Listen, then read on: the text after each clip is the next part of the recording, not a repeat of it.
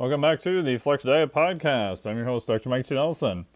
On this podcast, we talk about all things to increase performance, muscle, and improve your body composition, all without destroying your health in a flexible framework. Today on the program, my buddy Brett Bartholomew.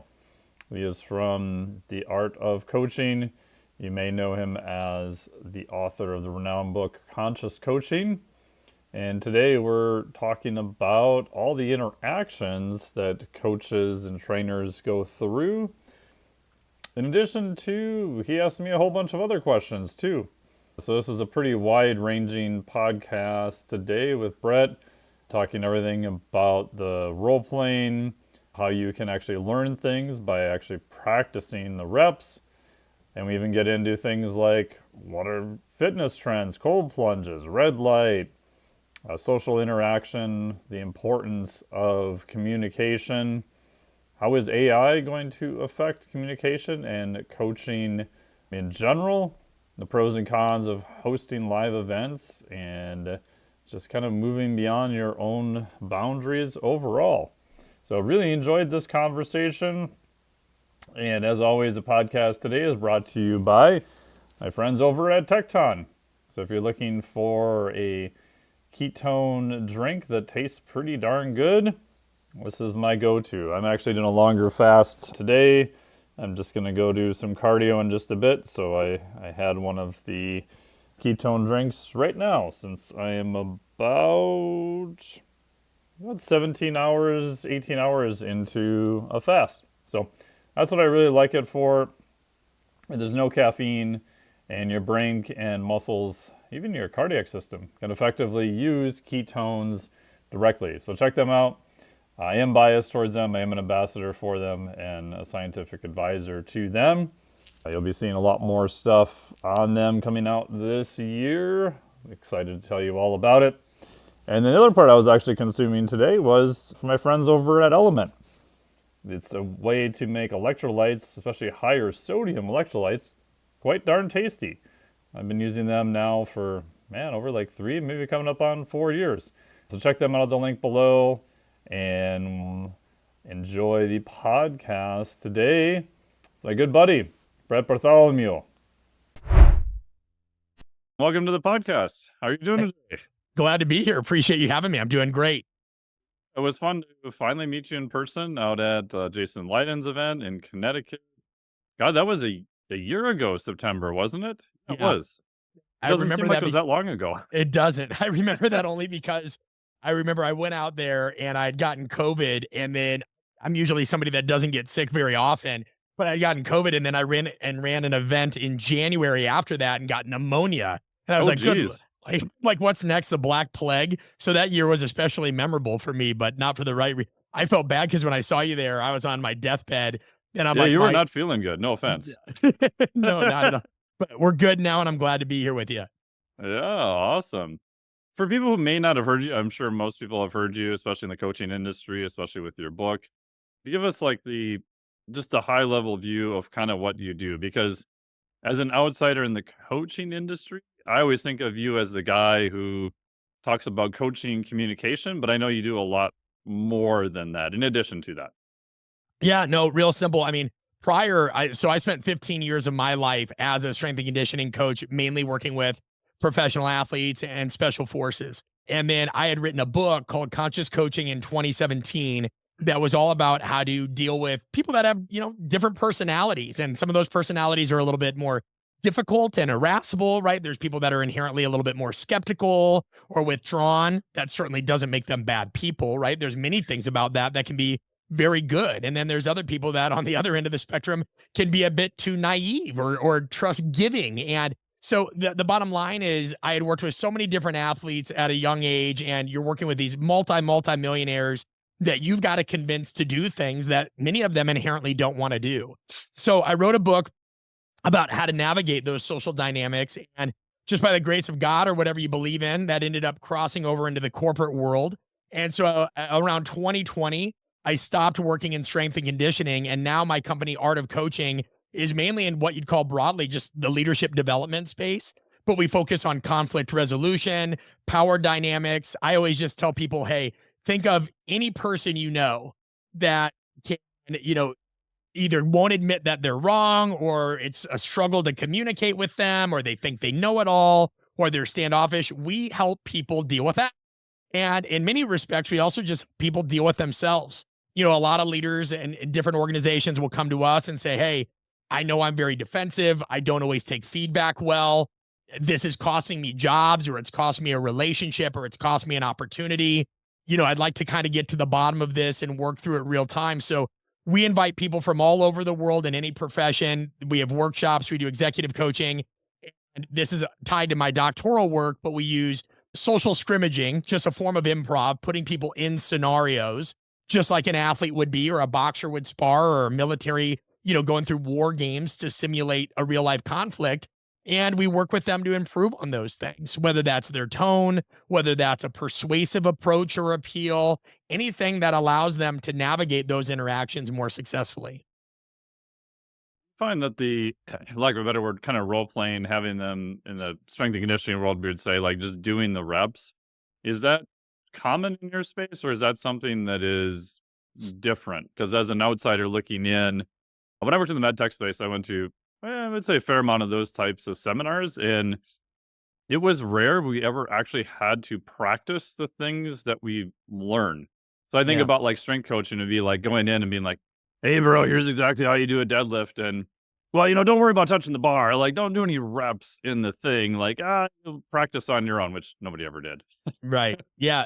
I mean, you're definitely right. So that's a key differentiator for us. Like, good rule of business, right? Don't enter the market if you don't have a differentiating factor. Yeah. And so that use of role play, we use a lot of video breakdowns. So experiential learning and then going back and examining those things is our core differentiator. So, and we'll do long form and short form. Sometimes somebody just needs to work on something and we'll parse it down to just 1 minute, because there's an emotional toll to that, just as there's a physiological toll to training. And then other times we'll go more long form and it'll be 8 to 10 minutes, but we'll throw it on an Apple AirPlay and we'll break it down. And I think what's been really refreshing is seeing people, I was nervous because we all have insecurities at first when people take to this, because especially like in strength and conditioning, most people would want to go to conferences because I get a workout, or I get even if people do the cold plunge and the saunas now, like everybody, a lot of people go to conferences to do things that they just want to do, naturally, where very few people wake up and think, I want to put myself in difficult situations and role play those things out. So our goal was to try to find the intersection between fun and challenging. But we find that the majority of the people that are attracted to our work do enjoy that. Because our core audience are the people that feel like, I really want to get better at what I do, and I don't get a lot of feedback. And I would rather have challenging feedback, and I'd rather be made to feel uncomfortable in a good way, because we always make sure psychological safety is, huge there, than be where I'm at now, where everybody just either agrees with me because they work under me, or I don't get any feedback and they just don't feel challenged. Right. And so, yeah, I couldn't imagine doing it even at our speaker school. So we run a speaker school workshop. And I remember when we were doing this, because I'll speak a lot and I know you present quite a bit too. I never saw anything other than Toastmasters and stuff like that would do it. And then I had heard of one gentleman that ran one, but it was more about like how to dress and how to comport oneself. So I said, why isn't there anything where people just get rep after rep after rep and hands down time? So our speaker school, people will come that either don't have an idea of what they want to talk about, maybe they even have social anxiety, or we've had former TED Talk folks come and people that just want to refine it. And in day one, they get 8 reps, 8 4 to 5 minute micro talks, and then we expand that out. But yeah, I can't imagine doing any of that without experiential learning, because it would just be miserable. Yeah, it's a weird thing for presenters. I know you present a ton and you always get people who are, new to the industry. It's like, oh, how do you get to present? I want to do what you're doing. And it's odd that the first opportunities I had were just kind of by dumb luck, being in the right space at the right time and, having something to present on. And they were horrible. They were a disaster. Like, I feel so bad for I'm anyone who sure they went to weren't that bad. those. Why do you feel like they were bad? I guarantee you they weren't bad. It was that I just felt like I didn't have enough reps and I wasn't presenting. I took at face value what the organizer told me he wanted Oh, as a thing to present on. So I did yeah. a very highly technical talk on HRV because that's what I was told, but I didn't have any reps to know that was going to be a shit show. And it was only Yeah. like halfway through it that I realized no one in here has any idea what I'm saying. And that Yeah. was just horrifying because now I'm like, whatever. I know I can do this and this and that. But, you've done it hundreds of times or many, many times. You know how to pivot and change. But being thrown into that and not having the reps to do it and not even having the structure to go by, like I did a Dale Carnegie course, is like the only thing I ever did for public speaking. So I think to have the reps and to have a structure and to get practice and, just simple things like watching the audience. Like if they're all just like deer in the headlights of a Peterbilt, then no, that's probably not the best. And at least you can maybe try to pivot or change a little bit based on that live feedback. Yeah, I mean, to your point though, it is difficult sometimes because you do have folks that they don't really know what they're asking for and they want you to come speak. And you have to find that balance because I can certainly relate going in, people are paying their hard-earned money, so you want to give them a lot of value, but then it's easy to forget that maybe you only have 45 to 60 minutes. Yeah. And I was certainly guilty of trying to do too much too, especially because, coming off of conscious coaching, there were certain people in strength and conditioning that, felt like that was a subjective, well, communication subjective. And here I come with all this data showing, well, no, evaluating communication is perhaps the most objective thing in the world. Like that goes into consumer psychology, that goes into so many facets of behavior change. And so I would feel like it's that quote, the son pays for the sins of the father. So Ooh, I like that. I started to realize that, oh, I'm being perceived in the same audience as like these jump up and down, trust folly. I don't think people understand that I'm coming at this from a socioanalytical standpoint of, hey, what is it, what are the core aspects of human nature that make us receive and react to certain messages the way we do? And how can we manage that with certain persuasion techniques and through a better understanding of various communication styles and breaking the so I overcorrected unknowingly just out of sheer enthusiasm of wanting to share a lot of this information. And then you look back at it and you're like, oh my gosh, like you said, you overwhelmed. But I think also, I don't know if you can relate to this. I'd love to hear your perspective. There were times, I remember we ran a pilot workshop once. And for some reason, 3 years after we ran it and we had made so many positive tweaks to it, I had felt a lot of guilt about that first pilot. There was nothing to feel guilty about. It was a great workshop, but it was more like it's so much better now. I felt like I needed to apologize to a couple people that went then. And it was pure insecurity. It was pure just, oh my gosh, I wish you could see it now. I hope you didn't have a bad time. And they were like, to this day, it was the best workshop I ever went to. And so a lot of times what most people feel like is their worst effort, we tend to be, as you know, our worst critics. And it's like, all right, it's okay to understand you got a lot to work on and it maybe wasn't perfect. But if you showed up with a lot of passion and enthusiasm and you were really there for the audience, you were probably, if you thought you were at a 5, you were probably at an 8, And so I think sometimes people need to give themselves a little bit more grace. Yeah, I would agree with that. That's one thing I kind of figured out on my own too, is that especially if you're presenting as something you're considered a subject matter expert on, whatever criteria people use for that, you've seen it like so often. I remember like the third talk I did on metabolic flexibility. And by that point, I had freaking read every document on metabolic flexibility, was doing my PhD on it. I had given 2 previous talks, so I made the mistake of assuming a little too much from the audience because like, oh, everyone must know this. Nobody knew what that was. Yeah. But I realized I would ask people after the talk, I'm like, "Oh, what were your takeaways from it?" And I had my list ahead of time of what I predicted their takeaways were gonna be. And when I asked people, I wasn't even in the ballpark. Oh, I really? realized it was like, oh, very simple things, and everyone mentioned an analogy or a story. no one ever mentioned a fact about anything. And that's when it dawned on me. I'm like, oh, you mean people learn in stories? Oh, you mean there's something to this communication thing? Oh, I Yeah. can't just go up there and blast them with like 57 studies, you know? Yeah. Yeah. Yeah. 100%. Yep. Yes, but it's an iterative process, you know. Again, the first ones probably weren't as bad as what we think. There's always a perception of you want to do such a good job, but the bigger the audience gets, the more it's just not going to be everyone's cup of tea. And at some point, you kind of have to decide who are you going to talk to in the room, and just kind of go for that. And the handful of other people who don't like it, sorry, you know. Yeah. Well, I would say it's a bigger you should be more worried if you're not getting people that push against it.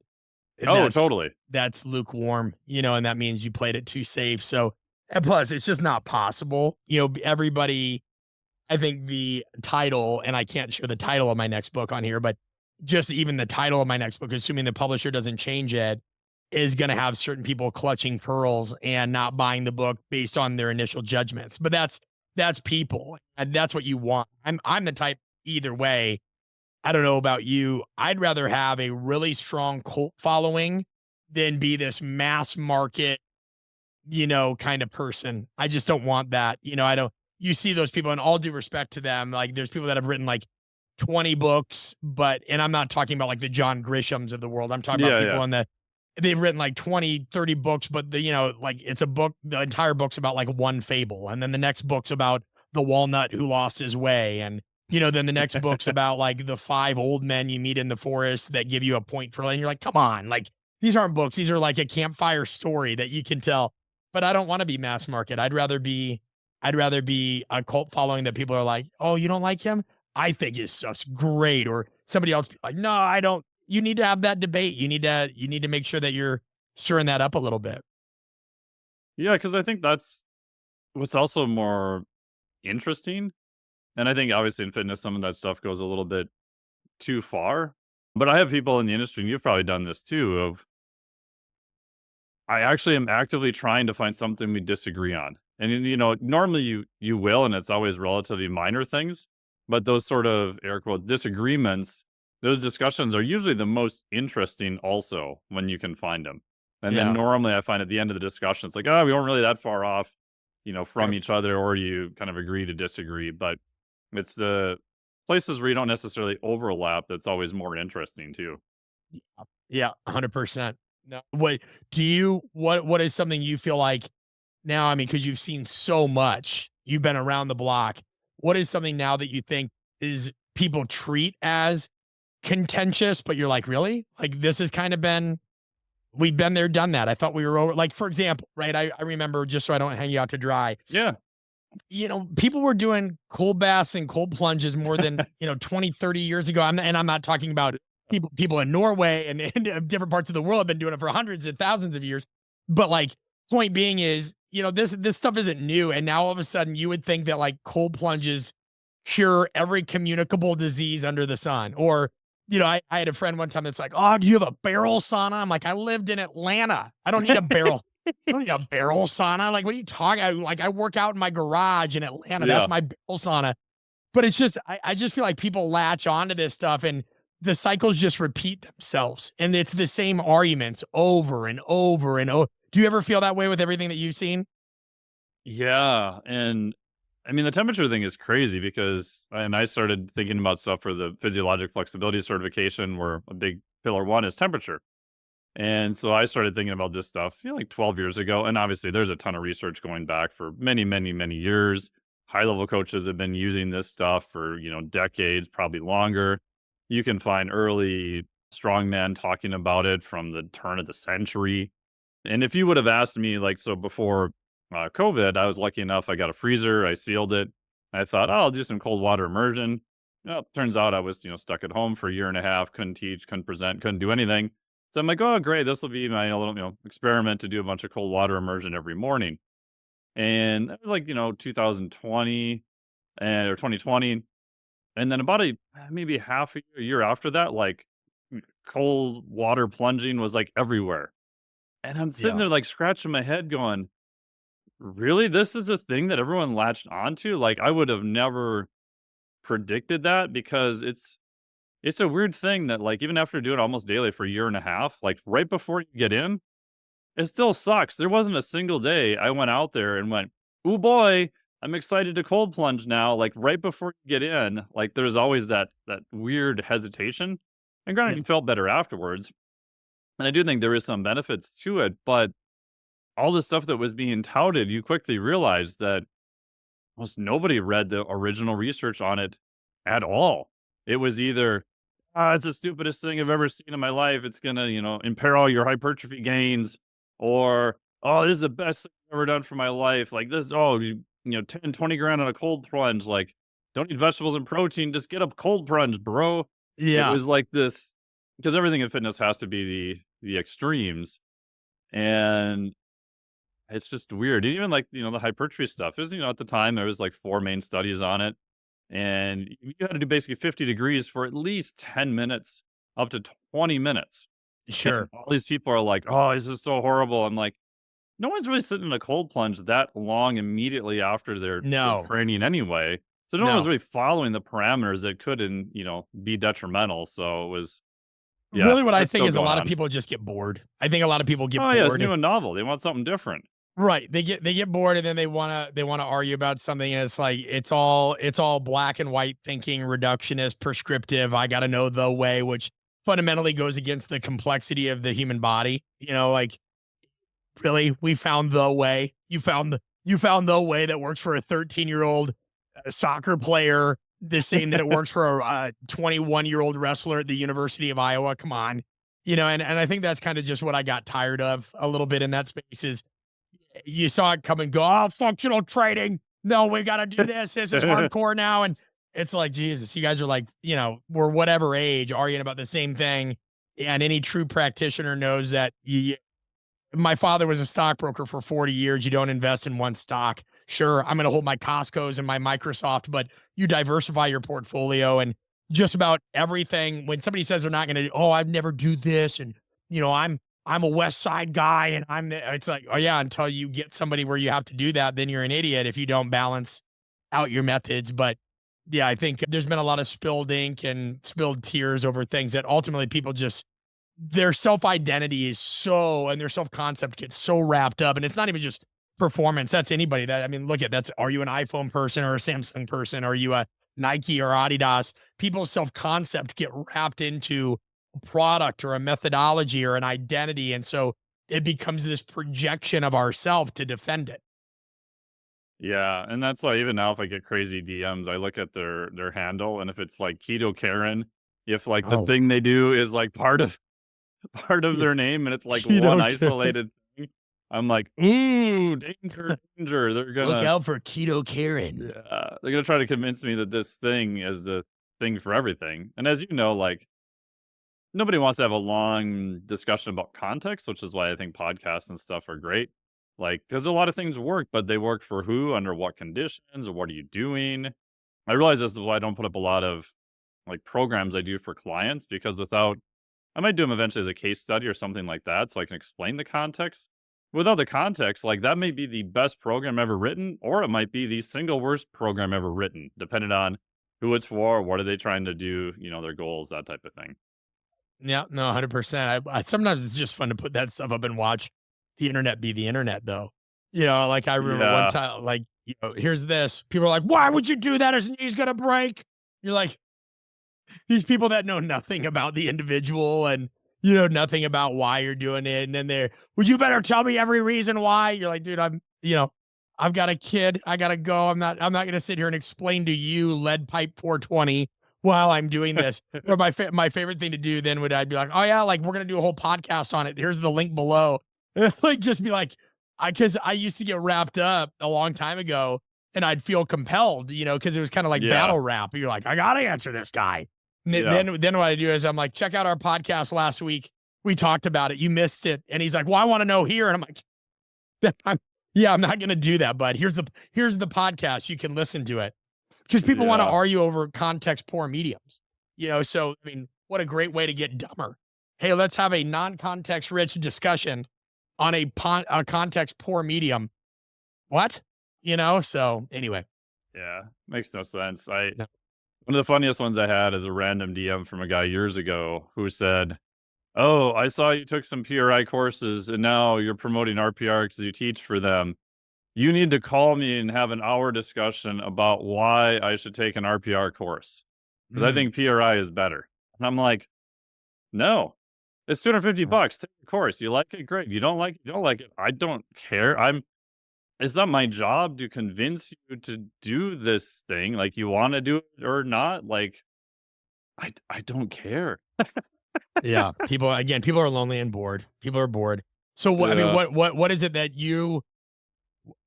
is there anything right now that you think people are grossly misunderstanding or, not really latching onto the way they should? It could be either or. Like, what is something that you think is very much people are giving this too much weight? It really doesn't deserve the praise. Like, what is it, like red light therapy, or they're not giving this enough weight? What is something right now that you feel like is falling into either of those categories?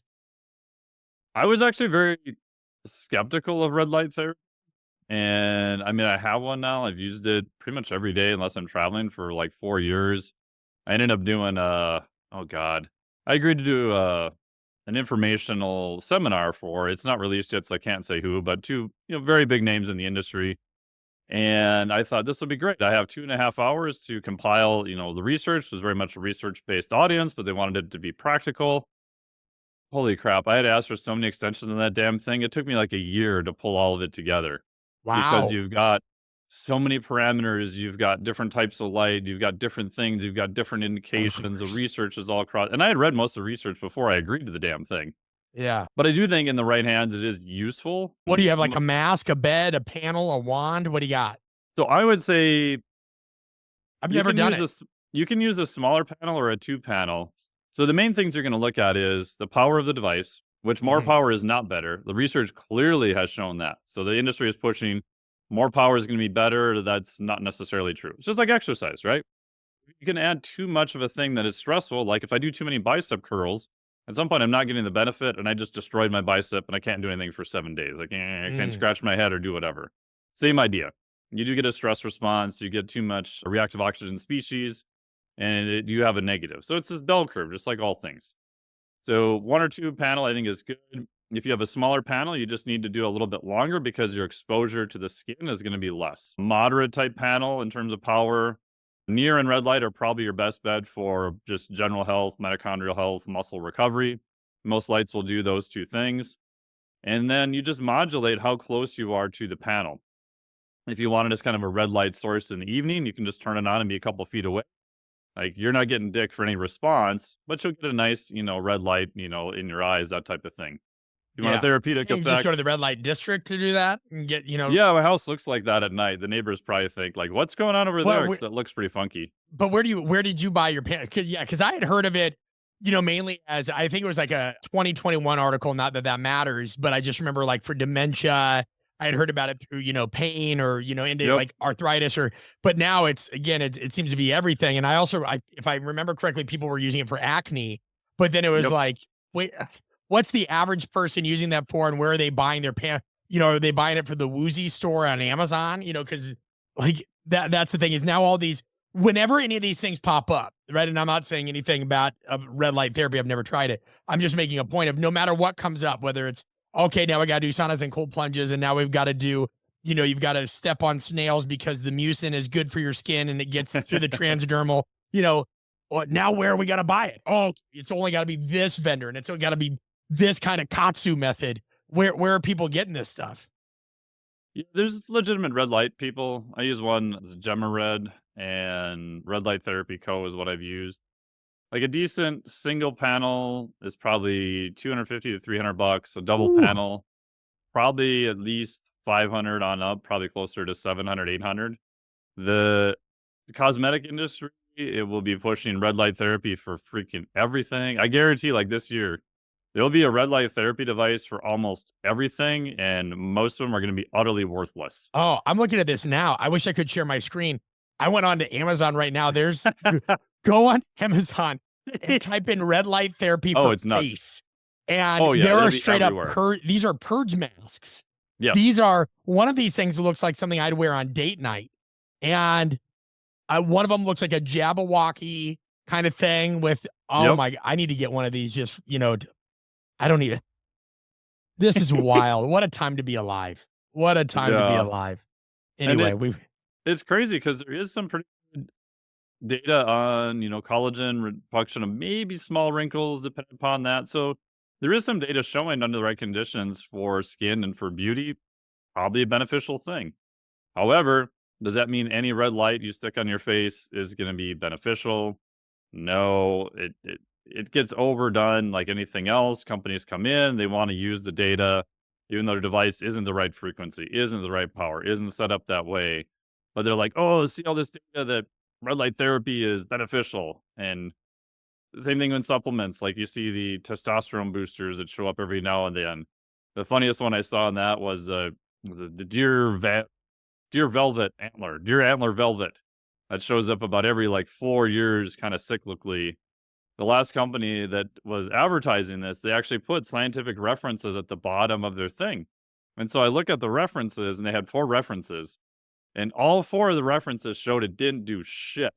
But they put them on their sales page thinking, "Oh, we have references, we have yeah. scientific data." No one's going to actually read said scientific data. Oh, So, yeah. I mean, and again, I want to make it clear, I'm not a hater. I've never tried it. I was just making a point of all yeah, these yeah. things. But it's interesting. Yeah, people do take things and run with it because as I heard all the things that it had been used for, now people are using it to try. Well, I have depression or I have this or I have that. I'm like, okay, now are we just making shit up? That like, yeah, Probably. yeah, it just gets well, but here's my point, right? So, or you could go to research that we know works where, I always show this in I always show that, and people could it probably just pops up if you type in all cause mortality and social relationships. If not, I can send you the link. But, It's huge. you look at right, just, hey, look at all cause mortality goes down when we have stronger social relationships and social ties. So I always Oh, think it's yes. hilarious because, right now I'm wearing an Apple Watch. We all these things. It tells you, oh, what you sleep and how active you are and all this. I'm like, where's the part that talks about our interactions? Now, if I didn't want to live past the age of 45 and I wanted to stress myself out, I would have taken my doctoral research and 5 to 10 years ago gone to a venture capitalist and said, hey, I talked about this. I didn't end up doing it just because I don't want that kind of life. So by all means, somebody else get rich, but you could partner with me because we have tons of data through our workshops. But I was like, what we should be doing is integrating things into wearables or even Zoom right now that gives us real time feedback. And I'm sure with the emergence of AI agents and all this is coming, but that literally says, hey, Brett, slow down. You're speaking at 188 words a minute. Take a pause, ask Mike a question. You sound serious, maybe make a joke, right? This thing that's kind of like a corner man or corner person in today's parlance that lets you know and helps you become more socially aware. Because when they show that your social relationships and your social health are such a huge indicator to the same exact extent of things like sleep and everything else, but we don't measure that. But by all means, let's go get a barrel sauna. And once again, it's not me hating on barrel saunas. That's me poking at our tendency to go away from the obvious and the non-sexy, even when, I mean, right here, I'm like 2,738 citations, PNAS journal, right? Social isolation, loneliness, and all-cause mortality in older men and women. It doesn't take a genius. We saw this during COVID. And what we saw, here it is, social isolation as a risk factor for all-cause mortality, social relationships and mortality risk, and a meta-analytic review. And so, I mean, we all know we need to be around people. That's not the point. The point is how you interact matters at the same or even a greater level than what we eat and how we sleep and all. There's your soundbite because it's bound to get somebody up in arms. But I would tell you this, we all have a grandpa or a grandma or a great great grandma that smoked 80,000 cigarettes and ate bacon every day and lived to be 103, and whatever. But, and that's by no means me saying use an N=1 to substantiate eating poorly, anything like that. I hope everybody's following me.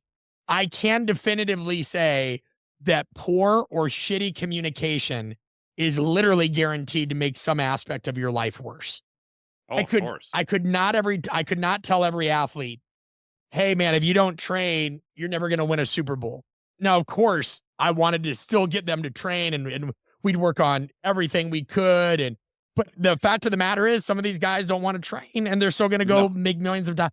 But I mean, I can tell people, you want assurance, go be an asshole, go be a poor listener, don't be interested in anybody else, don't work at all at how you communicate, and see if that makes your life better. Now, then of course we had some wisecracker. Unfortunately, right now I'm currently going through a divorce, and so somebody said, well, you do this for a living and you couldn't keep your relationship together. And they were trying to bait me, and I was like, well, there's a lot of things I could say to that.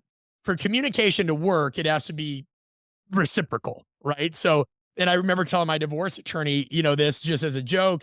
And he goes, oh, brother, I guess I should quit being an attorney, because if half the people I had took my advice, they wouldn't either get divorced or, it'd be a less messy divorce. But nobody is saying that because you spend the time to communicate more effectively, that everything in life is going to be easier. But I look at it this way: there's plenty of people that are out of shape. How is that an excuse for me to then be out of shape? Just like, all right, I'm going to interact with poor communicators or people that don't value communication, so I should just not work on it then, right? And so not to mention people like Tony Robbins and 40% of the world's population, unfortunately, gets divorced, or, relationship issues are ubiquitous. But it boggles my mind. That was along the same lines of when I asked somebody, and it was a rhetorical question at a workshop, give me an example of working on becoming a better communicator would be harmful to you. And a guy literally raises his hand and goes, Hitler. What? And I go, excuse me? And, the age old thing of like, you're reaching when you use Hitler. And I go, walk me through this. And he goes, I'm going to seek to understand. He goes, well, he was a really good communicator. And look, he was able to brainwash people. I'm like, I think you're missing the complexity there. There are a lot of historical and socioeconomic factors. There are a lot of factors that made World War II what it was, and that part of the world and those people influenced the way that they were by this person. I don't think you could just peg it down to, because he was an effective communicator. And they're like, well, didn't hurt. And I'm just like, but this is the human population, man. You're just sitting here now at those things. I just kind of laugh, because you realize like, okay, I think there were some other factors there, but it's just interesting. COVID should have taught us how much more we need to invest in the social side of what we do, even if that's just reaching out to one person a week and being like, hey, Mike, I wanted to let you know it's been a while since we've talked. I really appreciate you. Respect the hell out of you. And I hope you're doing great. Like those little things week after week after week can add up to help you create such a rich and fulfilling life. Yeah. A couple of things on that is, when you're talking about the technology, like I'm pretty convinced someone's going to do this, that they will have AI that's going to look at like your speech patterns, like you said. It's going to do it live. You'll have like probably a little bot in the corner of your screen that'll be like your Zoom coach or whatever, that'll be like throwing things at you, like exactly like what you were saying. I know, I won't say the companies, but I know certain places via webcam will be able to pull biometrics directly from potentially blood pressure, heart rate, HRV, just through your web camera, which in theory you could run as a biofeedback into your little bot that could see, oh, you're becoming more stressed, maybe you didn't like that topic, or in theory you could get this feedback on other people as you're presenting to them over Zoom and see their biometrics. And yeah, there's all sorts of, I think, crazy stuff that'll come in the future, potentially good or bad. But I think to your point, if we learned anything from COVID, is that, like communication matters, like social events matter. I know it was very weird for me at first just to not really go many places, not to teach, not to do seminars. Yeah. In one aspect, it was kind of nice to have a little bit of a reset and realize, oh, yeah, the longest you've been home for 3.5 years is 3.5 weeks. That might be a little much, but it was so nice once things started to open again. I think we underappreciated it. So I remember going on a kiteboard trip, and at the time people were like, oh, what are you doing, you crazy person? I'm like, I'm outside in 20-mile-per-hour winds. Yeah. Like, out of all the places I'm probably going to be safe, I think I'm going to be pretty safe doing this thing. Yeah. And it was so nice. It was like, oh, we get to go do a fun activity. and I get to hang out with friends again. I get to see people. I was like, oh, this is great. You know the thing, you bring up a good point. The thing that I miss the most after COVID, the thing that you're right, it did do some positive things that people don't always recognize.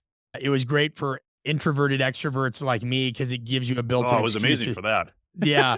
But one thing that I didn't appreciate, and maybe your experience with this has been different, is I don't feel like the international education market really ever recovered.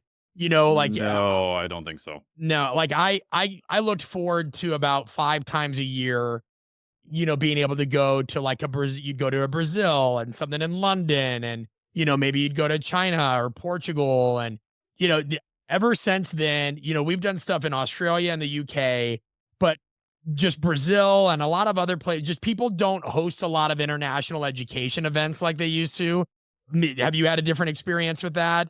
It just seems like even Canada slowed down a good bit, but people It's just been a don't host those clinics like they used to. no, I think one of the shifts, probably similar to what you said too, is that I think there was a rush to, at least in the fitness world, put information online. So every Tom, Dick, and Harry put whatever they wanted online for free. And I Yeah. think the expectation sort of became, I don't need to go to a live seminar because Yeah. I'm going to get all this information for free. Heck, I don't even want to pay for courses or systems or anything to get better. And Right. I do think there is a small percentage of places where people will want that kind of one-on-one connection and do go to live events. But my fear is when I go to those events, I don't see many new people in the industry. I see the No. same people I've seen for a long time, which is amazing. I love seeing them, but I get worried that the newer people coming up, they just don't back to the reps, right? They Yeah. don't know what it's like to go to a seminar, to have hallway conversations, to go out to the bar and drink bourbon with Dan John, or to do these things that you just can't do and you can't get from online environments. And hell, I sell online certification, so I'm not saying it's bad by any means. No, But there no, no. is an intangible that you do miss by not being there live at an event.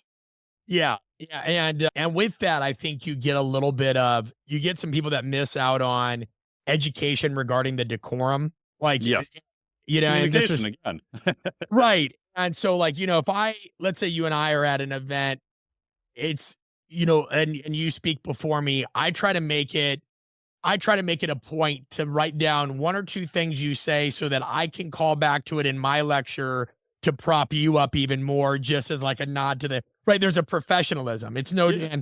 and granted, I can't, nor could anybody. I don't make it to every speaker's thing when I go because so much of it you land and you need to rest a little bit and just, you adjust your slides or whatever. But I always try to get to the one before so that I can pay homage. And now I think that everything has become so, maybe this complements what you're saying, correct me if I'm not, it's become so hyper promotional or solely focused. It masks itself as an educational event, but really it's a time. Can I use language on this? Can I use Yeah, bad go language? crazy. Because there's some things that just don't translate. It becomes more of a medium for fuck boys to come advertise.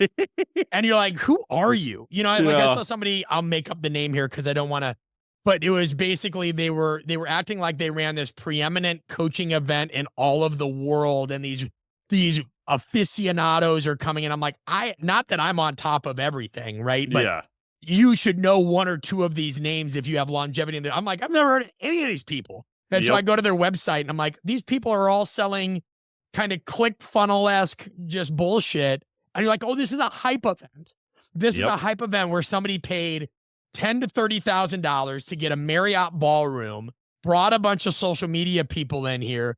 They get a trailer and they bring in one big name and then they try to make it look like the preeminent coaching conference and you're like, that's when I'm just like, no, no, no.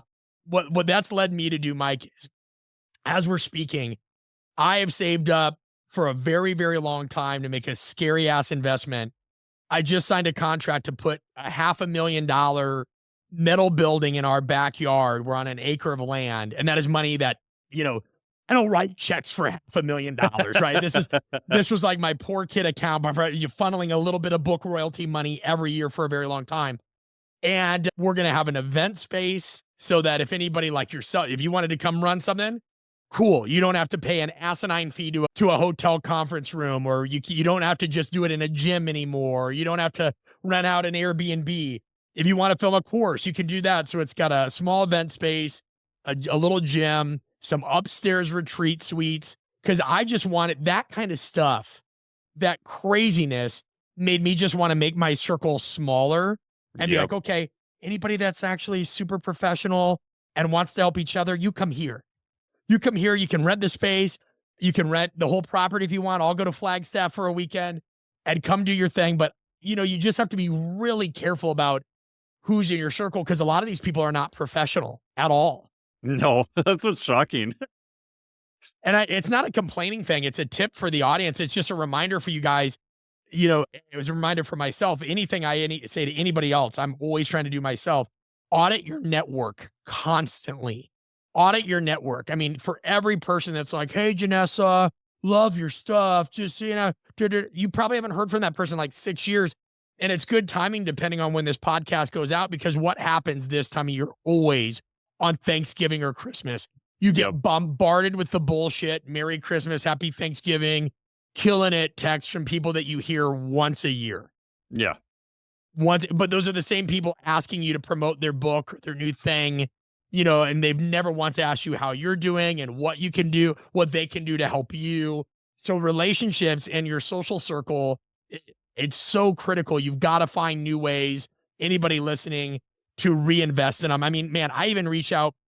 We've cut down on podcast sponsors because, you know, we want an opportunity to be able to promote more of our stuff, especially since social media reach has been so like siphoned off compared to what it used to be. Crazy. Right. It's just, yeah. And so, unless you're going to pay. Yeah. Which, I mean, there's a time and place, but like, you know, so anyway, we have one sponsor that's been with us through thick and thin. And that was one thing I did to kind of take my own advice. I'm like, I'm going to reach out to them and let them know how much I appreciate them. And then I'm like, well, I'm going to create a list of 10 people right now and just send them a brief message. Here's what I appreciate about you. Here's something I'm thankful for. Hope we can find a way to collaborate in the new year. And here's a tip. Don't send it to anybody that you don't actually mean. Yeah. Like, you know what I mean? Don't send it to anybody that you actually don't mean it to. You'd be better off. I don't even care if you copy and paste it. Just make sure it's heartfelt from the get-go. Yeah. And these people are actually people that you like. You know, that's an easy way to just make your life better and build some social capital in a meaningful, genuine way. Yeah. And that's, I mean, even now, like I haven't applied to do many presentations. Not that I'm against it. It's just I've decided to cut back a fair amount on that. Even when Jason reached out to me for the event we were at, my first question was, and I've known Jason for years, he's awesome, I love Jason, was, hey, who else is going to be there? And it wasn't a knock against him. I knew him. I knew the caliber of people he hung out with. I thought there's going to be a fair amount of people there. And I just looked at the list and went, hey, that looks cool. Those are people I want to hang out with. You know, I haven't seen Kelly Starrett for a while, never met you in person.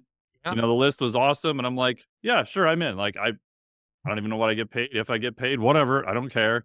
Like, those are cool people I want to hang out with. But if it, you know, and this wouldn't happen with Jason, but has happened with other presentations. If I look at the list and I'm like, I don't want to see any of those people, I'm like, I'm out unless you pay me an obscene amount of money, if I'm honest.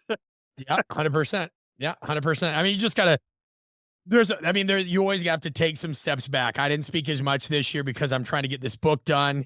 And, you know, we've changed editors a couple times because one just took a different job and then we moved. And then the publisher wanted to do a rewrite because some things with the election influenced how they thought a book like this would be perceived, because it's a lot on power dynamics and navigating egos and all that stuff. And they say that books really tend to not sell well, leadership books on an election year, which is interesting. I'd almost think they'd sell better. I thought it would have been the opposite, but I don't know that industry well. Yeah, there's just certain things that I don't argue with anymore. I'm like, you know, you guys want to make the monies. Like, I want the book to do well. So it is what it is. But point being of like, now I lost my train of thought because I was thinking about the book industry. You were just talking about people we like, people we don't like, going to certain events. Yeah. Oh yeah. And so like, sometimes you just got to take a step back to take a step forward with certain things as well. I know one event that we're going to be hosting next year, or when the book launches, is, and this goes into a second thing, make sure it's stuff you actually want to be around and put in your brain. You know, our core content at Art of Coaching is helping people navigate the messy realities of leadership and life. So you don't have to have a staff that you're managing. You don't have to have a colleague. You can have a romantic partner, you can have a brother or sister that you haven't connected with in a while. You can have your own insecurities. And so I know we're going to run an event once this compound is done and finished. And I'm only inviting people, and I'd love to have you if you that want to speak about something within that domain. People that are professionals and have a business or have, like they work for an organization, but I want them to speak about, hey, here's how I balance or fail at balancing being a great father and being an entrepreneur. And I don't want to hear about your morning routine bullshit. I want to hear about the nasty stuff that you got to overcome on a daily basis. I want to hear Yeah. about the awful psychological spell you went down in 2020 and how you came out of that. I want to hear about how, and I'm making these things up for the blue. I want to hear about how somebody had their best business year ever, but realized they weren't showing up as a father the way they like to, and new principles. You know what I mean? And that's the kind of shit I want to hear about now. And so if somebody's like, hey, we want you to come to a clinic where people argue about whether you should catch the clean or drop it, I'm going to say, well, and I'll say this unabashedly, here's my price. It's going to be really high because there's an opportunity cost, and I would like shoot myself. Now, if it's a friend and it's a favor, that's a different thing. But that's just not stuff I want to put in my head right now. And that's going to come at a premium versus if somebody's like, hey, here, we're going to talk about behavior change and how that applies to blank and blank and blank. I'm more likely to go and do that. Now, there are other circumstances, like I'm going to speak for a university and some college students for well below my rate. And for those listening, that is never meant to sound ostentatious. It's just you run a business, right? So it's simple math. One time I got paid $5,000 to speak, and somebody was like, must be nice. I go, buddy, that's my payroll tax, but I'll do 5 or 6 events under my standard fee a year because it's, for a non-for-profit or kids or a good friend but beyond a point, like I can't go to my bank and be like, sorry, I can't pay my bills. I'm doing it for the right reasons. Like you have to balance those things out. Yeah. And last question on that is, how do you find the balance point on that? Do you have so for example, one thing I try to do is I'll have so many events or even like peer reviews. I get peer reviews all the time. I'll say, okay, I think I'm doing 3 per quarter. And after that, I just have to say no, because yes, I like doing them, but no, I don't really get paid for them. I feel like as an academic, it's kind of an obligation. So I have like my minimum I'm going to do. And then after that, it's just kind of no more. Do you kind of have like a minimum for each thing, or does it just depend on what opportunities you get? Are you asking kind of how I price it out or what have you? Yeah. So do you have the max I can do is, 6 events per year for college people, or do you just kind of go with the flow and decide on each one individually? Yeah. So I'm actually going to pull this up because I was sharing this the other day, and I always like sharing it, and hopefully it helps some people. Let me see here real quick. And to contextualize it as I answer the question, one time I remember I had sent my speaking rates to somebody, and they essentially got really upset, and they were like, well, I know for a fact, you did this for a colleague at this price. So what I did is I started creating and steal this idea. We talk about it at our speaker school. Anybody's welcome to steal this idea. So what I did is I created a rate breakdown and FAQ. And it's a nice thing. I like professional header, all that. And it just lays it out. It's like, hey, how do you determine your rates? All this stuff. So here, I'm going to read this verbatim. Perfect. So I put, whenever I speak at a conference or perform an in-service, a large number of hours are spent away from traditional work responsibilities so I can prepare, tailor it, so on and so forth. I'm going to paraphrase a little bit. I go for a simple 1 to 2 day event with conservative travel estimates that can be about 26 hours away from home. So, I break those things down in terms of correspondence, preparation for a talk, especially because this person's like, well, I've seen you give this talk. I don't understand why I should have to. And I'm like, dude, I probably bought the 1 billionth MacBook that Apple made. That doesn't change the price. Yeah. So what I did is I put, is each engagement price the same? And I said, in short, no, they are not. As in the case with many service-based professions, rates vary based on a multitude of factors, including time of year, travel time and distance, will the talk be recorded, the nature of the material requested, the length of the sessions, any pre or post conference requests, pre-existing partnerships, were books purchased. So for example, one person reached out, total professional. I love people like this. The guy was like, hey, I know this is below your rate. Would love to have you, respect you. Is there an opportunity where we could purchase 100 copies of your book at a reduced price to show our support for you. Nice. Well, that still didn't get them to my rate, but that's immensely valuable to me. Oh yeah. Immense, as you know. So 1,000, and we sent people that. We sent people a zone of possible agreements. So what we do is we lay that out. Now, to the listener thinking, I don't get it, here's why this was created. There were many events. I remember one time in particular, I went and spoke in Nebraska, and then another time I went to another country. I don't want to get into where it was. And the agreement was what it was. There were like 2 talk. One was like 1 talk, and another one was 2 days. The 1 talk turned into 7. Oh my God, you did that great. I have a friend that works at the hospital. Could you give them 30 minutes of your time? And oh, well, I volunteer. No joke. And I was so early in at that time that I was happy to do it.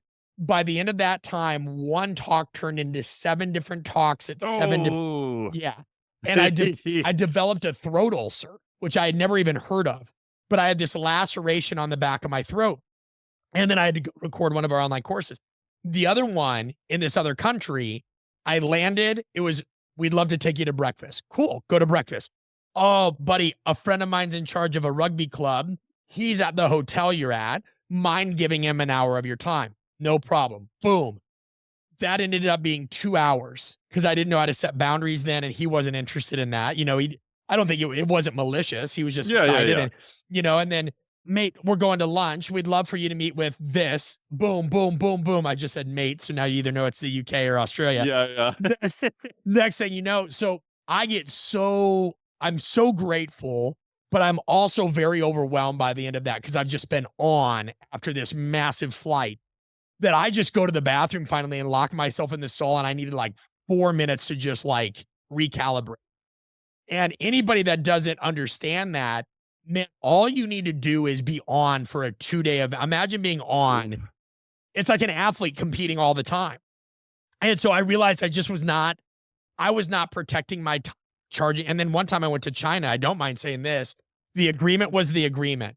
And it ended up getting prolonged another day. And I finally was like, the money was good. So I'm going to do it. But yeah, so I always just told people, listen, at that time, I was still training athletes. It's not what I do anymore now.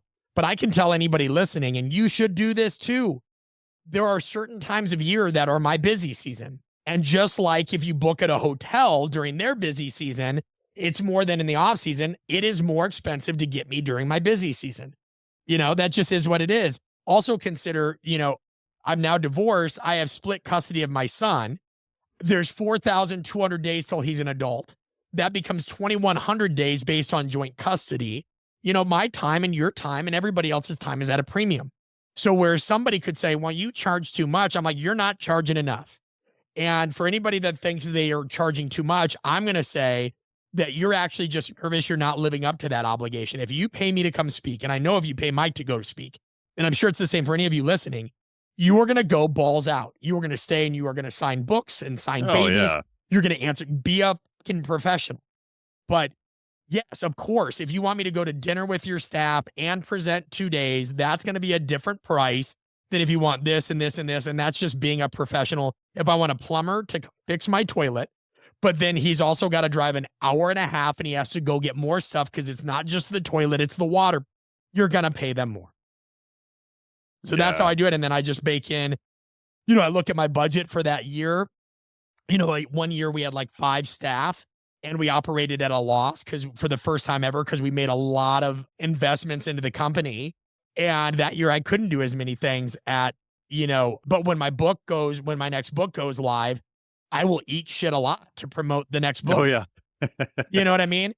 And that's just the stuff I don't think people are willing to do anymore.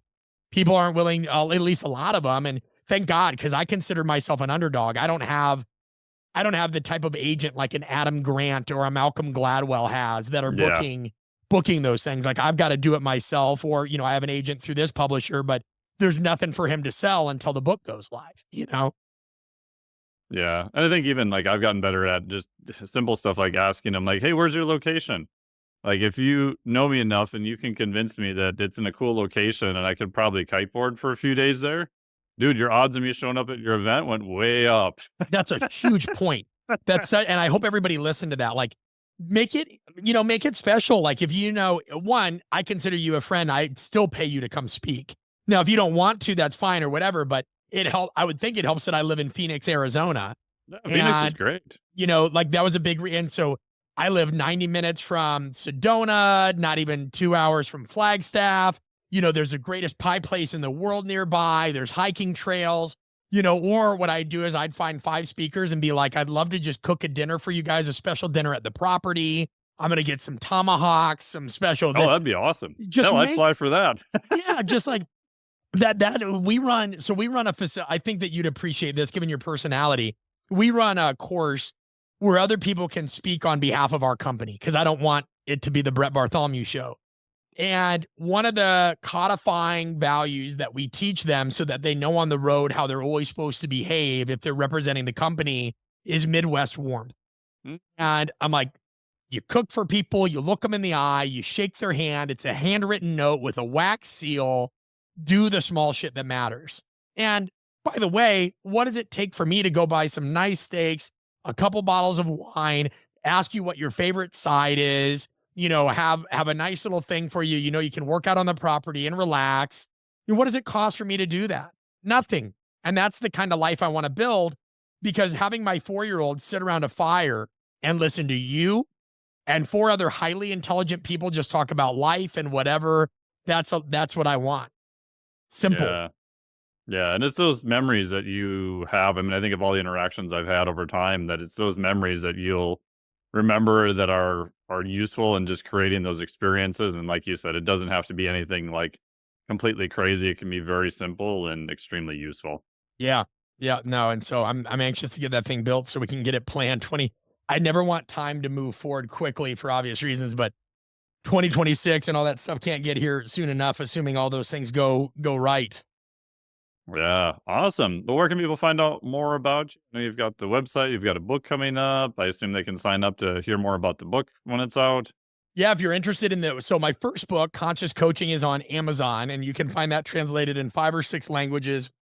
I also do signed copies of the book and personalized, and they're all on discount now because of the holidays. So first place is artofcoaching.com, not the art of coaching, just flat out artofcoaching.com. We have live events, workshops, they're CEU approved.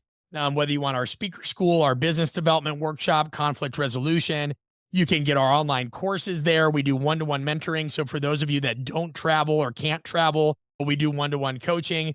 And then if you want to take a look at my first book, you just go to Amazon. It's called Conscious Coaching. Everything is accessible through my website, though, artofcoaching.com. And I appreciate you allowing me to share that.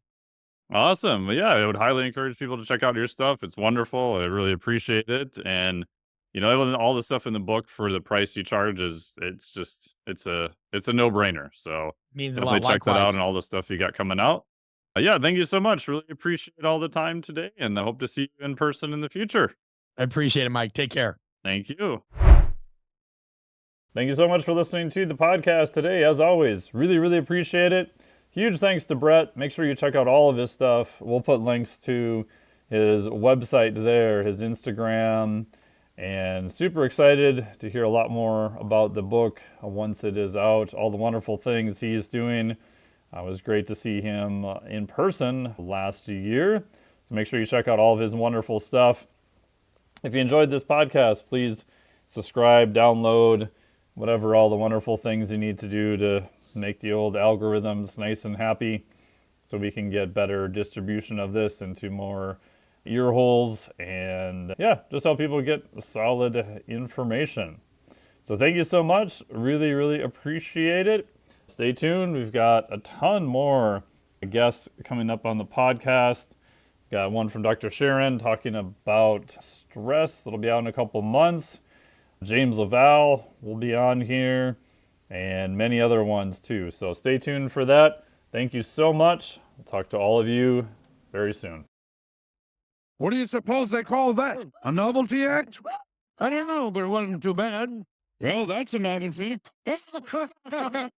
This podcast is for informational purposes only. The podcast is not intended as a substitute for professional medical advice, diagnosis, or treatment. You should not use the information on the podcast for diagnosing or treating a health problem or disease or prescribing any medication or other treatment. Always seek the advice of your physician or other qualified health provider before taking any medication or nutritional supplement, and with any questions you may have regarding a medical condition. Never disregard professional medical advice or delay in seeking it because of something you have heard on this or any other podcast. Reliance on the podcast is solely at your own risk. Information provided on the podcast does not create a doctor-patient relationship between you and any of the health professionals affiliated with our podcast. Information and statements regarding dietary supplements are not intended to diagnose, treat, cure, or prevent any disease. Opinions of guests are their own, and this podcast does not endorse or accept responsibility for statements made by guests. This podcast does not make any representations or warranties about guest qualifications or credibility. Individuals on this podcast may have a direct or indirect financial interest in products or services referred to therein. If you think you have a medical problem, consult a licensed physician.